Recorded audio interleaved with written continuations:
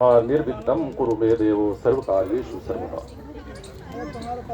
अस्तो मा सद्गमय तमसो मा ज्योतिर्गमय मृत्योर्मां गमय। आज इस विशाल हिंदू सम्मेलन में उपस्थित सभी प्रबुद्ध जनों का एक बार फिर से मैं हृदय की गहराइयों से अभिनंदन करता हूं, स्वागत करता हूं। आदरणीय बंधुओं, आज हम यहाँ सिर्फ एक सम्मेलन में उपस्थित नहीं हुए हैं, बल्कि हम यहाँ एकत्रित हुए हैं अपनी सनातन परंपरा और संस्कारों पर चर्चा करने के लिए, अपने समाज में चेतना जगाने के लिए, आत्मगौरव का अनुभव करने के लिए, और उससे भी जरूरी और मेरे ख्याल से सबसे जरूरी आत्ममंथन करने के लिए। अब मूल प्रश्न ये है कि जब हम हिंदू होने की बात करते हैं तो ये जानना बहुत जरूरी हो जाता है कि हिंदू होने का आखिर मतलब है क्या, हिंदू है कौन।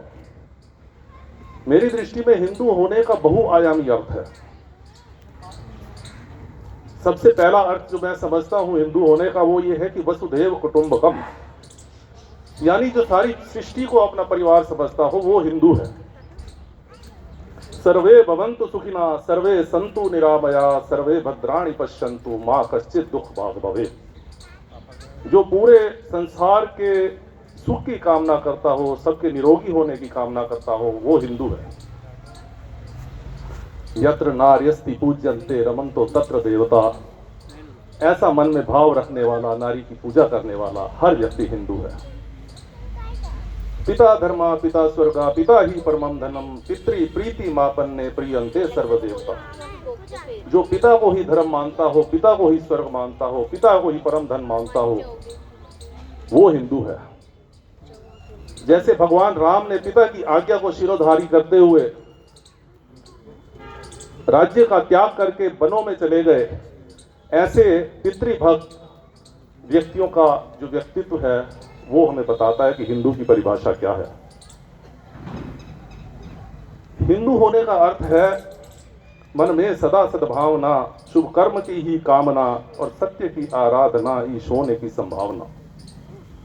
हिंदू होने का अर्थ है, हिंदू वो है जो प्रकृति की पूजा करता है, जो पेड़ों की पूजा करता है, पर्वत की पूजा करता है, जो गोवर्धन पर्वत में भगवान कृष्ण का रूप देखता है, जो गंगा यमुना सरस्वती जैसी नदियों की पूजा करता है, जो पर्यावरण का संरक्षक है, वो हिंदू है।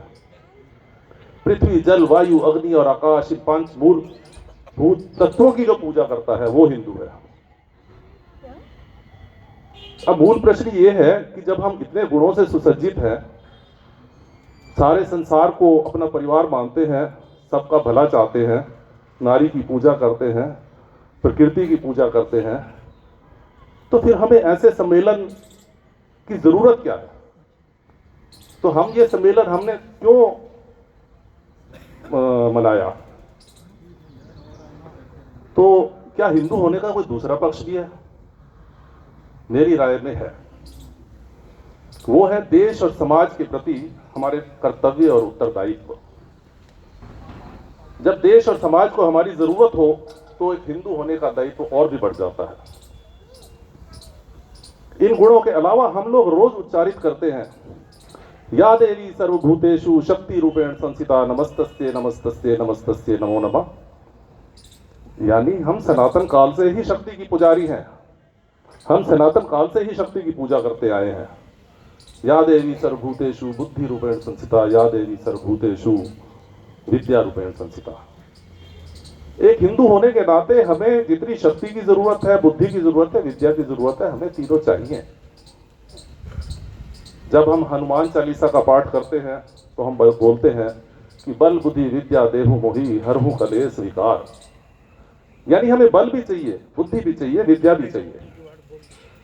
यानी मेरा ऐसा मानना है कि एक बलशाली व्यक्ति ही ऐसे वातावरण का निर्माण करता है जिससे उसकी बुद्धि परिष्कृत हो और विद्या ग्रहण करने में उसे कोई दुविधा ना हो। तो इस क्षेत्र को हम भूल चुके थे कि हमने शक्ति का संतुलन बनाने में थोड़ी सी भूल की है। एक चौथा स्तंभ जो मैं हिंदू होने का मानता हूं वो है संगठन की शक्ति। हमने देखा कैसे भगवान राम जब जंगल में थे माँ सीता का हरण हुआ और कैसे जनजातियों को, वनवासियों को संगठित करते हुए उन्होंने लंका पर चढ़ाई की और बलशाली राक्षस रावण से युद्ध जीता।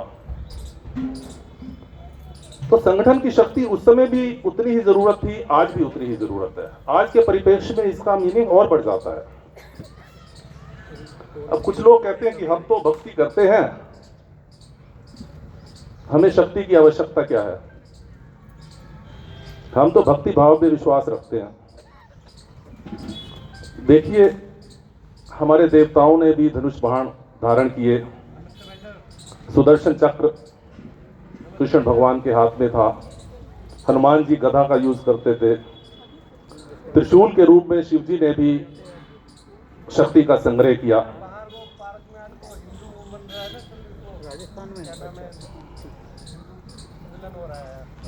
तो शक्ति की आवश्यकता तो हमें सबको है और इतिहास साक्षी है इस बात का कि जब जब हमारी शक्ति का ह्रास हुआ है तो हमें बहुत नुकसान झेलना पड़ा है।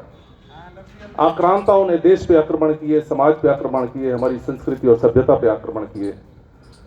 तो एक हिंदू होने के नाते ये भी हमारा दायित्व बनता है कि हम इस शक्ति संतुलन को भी बनाएं। इसलिए आज ये प्रश्न फिर से ज्वलंत हो उठता है और हमें सोचने पर मजबूर करता है कि क्या हम सब में ये सब गुण विराजमान हैं? क्या बल, बुद्धि, विद्या और संगठन की शक्ति को धारण करने वाले हैं? क्या हम पर्यावरण संरक्षण, कुटुंब प्रबोधन और नागरिक कर्तव्यों जैसे संस्कारों से सुशोभित हैं? और क्या हम ये संस्कार अपनी आगे आने वाली पीढ़ी को दे पा रहे हैं?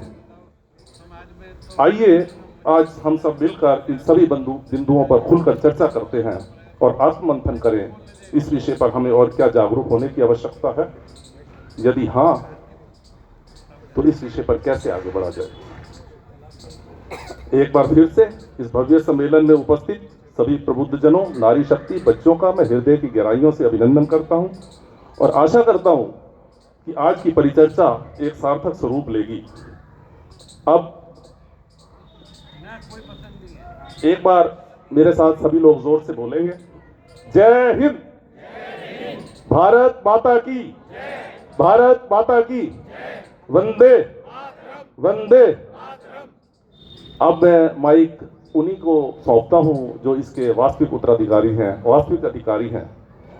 अब मेरी करबद्ध प्रार्थना श्री राम जी महाराज व्यास जी से कि वे भक्तिमय संगीत से हमें प्रभु से जोड़ें और हमें हिंदू होने का एहसास कराएं।